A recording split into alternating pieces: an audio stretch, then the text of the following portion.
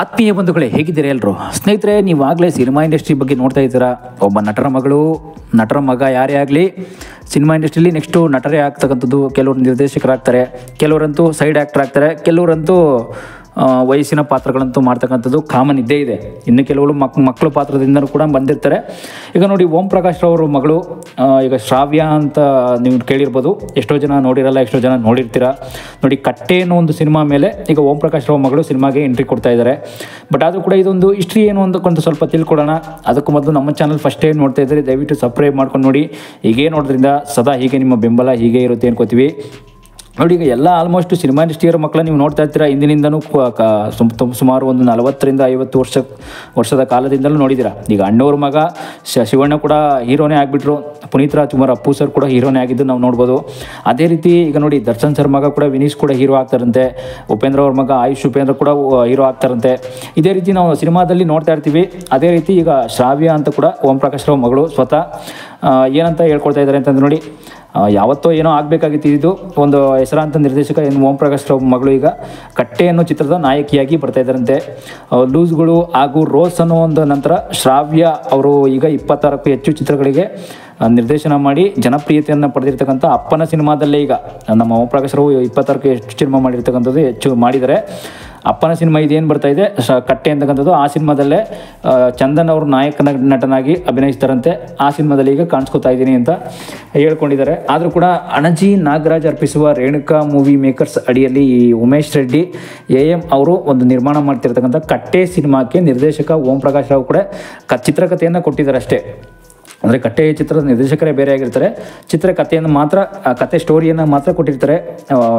MS Ramesh ರವರ ಒಂದು ಸಂಭಾಷಣೆ ಇದೆ.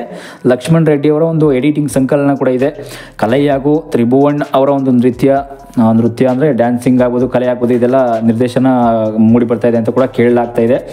ಆದರೆ ಮುಂದೆ ಕಟ್ಟೆ ಅಂತಕ್ಕಂಥ ಸಿನಿಮಾ ಇದೆಯಲ್ಲ, ಅದರ ಒಂದು ತಂದೆ ಹಾಗೂ ಮಗನ ಬಾಂಧವ್ಯದ ಬಗ್ಗೆ ಅಲ್ಲದೆ ಇಲ್ಲಿ ಒಂದು ಸುಮಧುರ ಪ್ರೀತಿ ಜೊತೆಗೆ ಯುವ ಜನತೆಯಲ್ಲಿ ಒಂದು ಪ್ರಜ್ಞೆ ಸಹ ಮೂಡಿಸುವಲ್ಲಿ ಒಂದು ಈ ವಸ್ತುವನ್ನು ಹೊಂದಿದೆ ಅಂತಕ್ಕಂಥದ್ದು ಈ ಚಿತ್ರದ ಒಂದು ಸಂದೇಶ ಆಗಿದೆ ಅಂತ ಓಂ ಪ್ರಕಾಶ್ ರಾವ್ ಕೂಡ ಹೇಳಿದ್ದಾರೆ. ನೋಡಿ, ಶ್ರೀರಂಗಪಟ್ಟಣದ ಸುತ್ತಮುತ್ತಲ ಮೊದಲನೇ ಹಂತದ ಚಿತ್ರೀಕರಣ ಪ್ರಾರಂಭವಾಗಿದೆಯಂತೆ.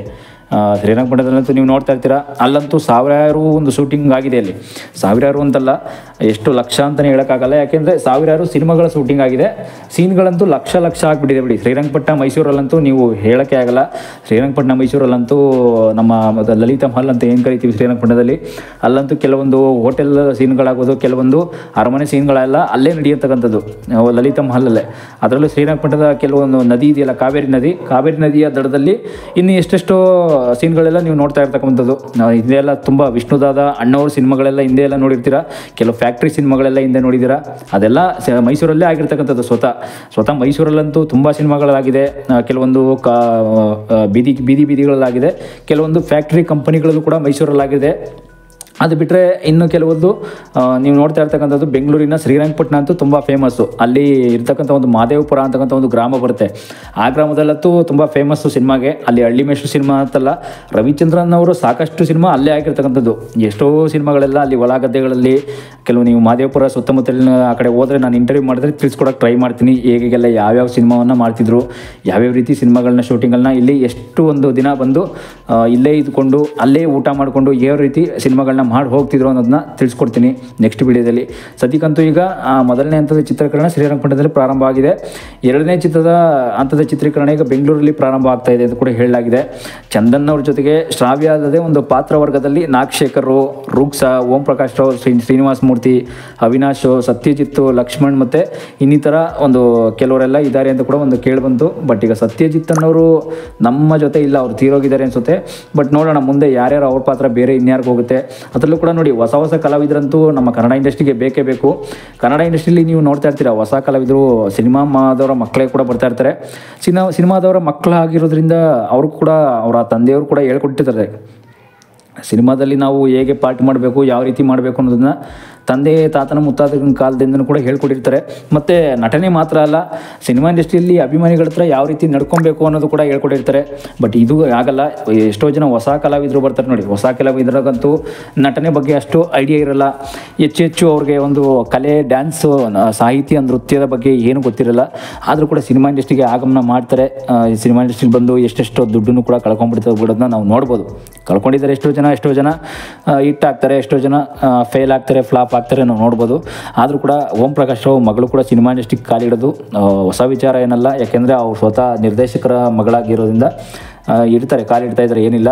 ಆದರೂ ಕೂಡ ಓಂ ಪ್ರಕಾಶ್ ರಾವ್ ಲಾಸ್ಟ್ ಟೈಮಲ್ಲಿ ಏನೇನು ತಿಳಿದ್ರು ಅಂದರೆ ನನ್ನ ಮಗಳ ಬಗ್ಗೆ ನಾನು ಗ್ಲಾಮರಸ್ ಆಗಿ ತೋರಿಸಲ್ಲ, ನಾನು ತುಂಬ ಸಾಫ್ಟಾಗೆ ತೋರಿಸೋದು. ಅಂದರೆ ಗ್ಲಾಮರಸ್ ಅಂತಂದರೆ ನಿಮ್ಗೆ ಗೊತ್ತಿರ್ಬೋದು, ತುಂಬ ಮೋಹಕತಾ ತಾರೆ ಥರ ಮನಮೋಹಕವಾಗಿ ಯಾವುದೇ ದೃಶ್ಯವನ್ನು ನಾವು ದೃಶ್ಯ ಆಗಲಿ ಒಂದು ಫೋಟೋ ಆಗಲಿ ತೋರ್ಸೋಕೆ ಹೋಗಲ್ಲ. ಯಾಕೆಂದರೆ ನನಗೆ ಮಗಳು ಅಂದರೆ ಅಷ್ಟೊಂದು ಪ್ರೀತಿ ನೋಡಿ. ತಂದೆ ಮಗಳು ಪ್ರೀತಿ ಅಂತಕ್ಕಂಥದ್ದು ಎಷ್ಟೋ ಜನಕ್ಕೆ ಗೊತ್ತಿರುತ್ತೆ. ತಂದೆ ಮಗಳ ಪ್ರೀತಿ ಬಾಂಧವ್ಯ ಎಲ್ಲ ಹೀಗೆ ಇರಲ್ಲ, ಹೋಗ್ತಾ ಬೆಳೆಯುತ್ತೆ ಅದೆಲ್ಲ. ಈ ಮಗಳು, ನಾನು ಅವ್ರ ಮಗಳು, ಇವ್ರ ಮಗಳು ಆ ಥರ ಎಲ್ಲ ಏನಿರಲ್ಲ. ತಂದೆಗೆ ಒಬ್ಬರು ಮಗಳು ಮಗ ಇದ್ದಾರೆ ಅಂತಂದರೆ ಅವ್ರ ಪ್ರೀತಿ ಅಷ್ಟೇ ಆಳವಾದ ಒಂದು ಪ್ರೀತಿ ಇದ್ದೇ ಇರುತ್ತೆ ಎಲ್ಲರಿಗೂ ಅಷ್ಟೇ. ಈಗ ಅವ್ರ ಮಗಳು ಕೂಡ ಸಿನಿಮಾ ಇಂಡಸ್ಟ್ರಿಗೆ ಕಾಲಿಟ್ಟು ನೆಕ್ಸ್ಟು ಒಂದು ಸಿನಿಮಾದ ಪಾತ್ರದ ನಾಯಕಿಯಾಗಿ ಬರ್ತಾ ಇರ್ತಕ್ಕಂಥದ್ದು ಎಲ್ರಿಗೂ ಇಷ್ಟನೇ. ಯಾಕೆಂದರೆ ಇನ್ನಿಷ್ಟು ಮಂಡ್ಯ ರಮೇಶ್ ಮಗಳು ಕೂಡ ಬರ್ತಾರೆ ಅಂತ ಕೂಡ ಕೇಳಿಬಂತು ಸುದ್ದಿ. ಅದ್ರ ಕೂಡ ಬಗ್ಗೆ ವಿಡಿಯೋ ಮಾಡಬೇಕು. ಆದರೂ ಕೂಡ ನೋಡಿ, ಎಷ್ಟೆಷ್ಟೋ ವಿಷಯಗಳಂತೂ ನಿಮ್ಗೆ ಇನ್ನೂ ತಿಳಿಸ್ಕೊಡ್ತಾ ಹೋದರೆ ಇನ್ನೂ ತುಂಬ ಇದೆ. ಆದರೂ ಕೂಡ ಸದ್ಯಕ್ಕಂತೂ ವಿಡಿಯೋ ಸದಾ ನೋಡ್ತಾ ಇರ್ರಿ. ಈಗ ನೋಡಿ, ಓಂ ಪ್ರಕಾಶ್ ರಾವ್ ಮಗಳು ಸ್ವತಃ ಈಗ ಅವರೇ ಕೂಡ ಸಿನಿಮಾ ಇಂಡಸ್ಟ್ರಿಗೆ ಕಾಲಿಡ್ಕೊಂಡು ಬರ್ತಾ ಇದ್ದಾರೆ. ಆದರೆ ಓಂ ಪ್ರಕಾಶ್ ರಾವ್ ಅವ್ರಿಗೆ 3 ಜನ ಹೆಂಡತಿಯರು ಅಂತ ಕೂಡ ಕೇಳ್ಪಟ್ಟ ಒಂದು ವಿಷಯ. ಆದರೆ ಇವರು ಶ್ರಾವ್ಯ ಅಂತಕ್ಕಂಥವ್ರು ರೇಖಾದಾಸ್ ಅವರ ಮಗಳು ಇರ್ಬೋದು ಅಂತ ಕೂಡ ಒಂದು ವಿಷಯ ಕೂಡ ನಿಮ್ಗೆ ತಿಳಿಸ್ಕೊಡ್ತಾ ಇದ್ದೀನಿ. ರೇಖಾದಾಸ್ ಅವ್ರ ಮಗಳೇ, ಯಾಕೆಂತಂದರೆ ಅವರ ಒಂದು ಫೋಟೋನು ಕೂಡ ಮತ್ತು ವೈರಲ್ ಆಗಿತ್ತು. ರೇಖಾದಾಸ್ ಅವರು ಕೂಡ ಒಂದು ಇನ್ಸ್ಟಾಗ್ರಾಮಲ್ಲಿ ಹಾಕ್ಕೊಂಡಿದ್ದು ಒಂದು ಫೋಟೋ ಆಗಲಿ, ಮತ್ತು ಇವರು ಸ್ವತಃ ನಮ್ಮ ಮಗಳು ಅಂತ ಹೇಳ್ಕೊಂಡಿದ್ದೇ ಆಗಲಿ ಕೂಡ ಒಂದು ವೈರಲ್ ಆಗಿರೋದ್ರಿಂದ ವಿಡಿಯೋ ಮಾಡಬೇಕಾಗಿ ಬಂತು. ಆದರೂ ಕೂಡ ನಿರ್ದೇಶಕರಾಗಿ ಮೊದಲು ಸಿನಿಮಾಗಳನ್ನ ಮಾಡುವಾಗ ಓಂ ಪ್ರಕಾಶ್ ರಾವ್ ಅವ್ರಿಗೆ ತುಂಬ ಹಿಂದೆ ಎಷ್ಟೆಷ್ಟು ಕಷ್ಟಗಳಿತ್ತು ಅನ್ನೋದನ್ನು ಕೂಡ ಅವರು ಹೇಳಿದ್ದಾರೆ. ಆದರೆ ಹಿಂದೆ ಈಗ ಬರ್ತಕ್ಕಂಥ ಅವ್ರ ಮಗಳನ್ನು ಕೂಡ ಸ್ವತಃ ಇಂಡಸ್ಟ್ರಿಗೆ ತರ್ತಾ ಇದ್ದಾರೆ ನೋಡಿ.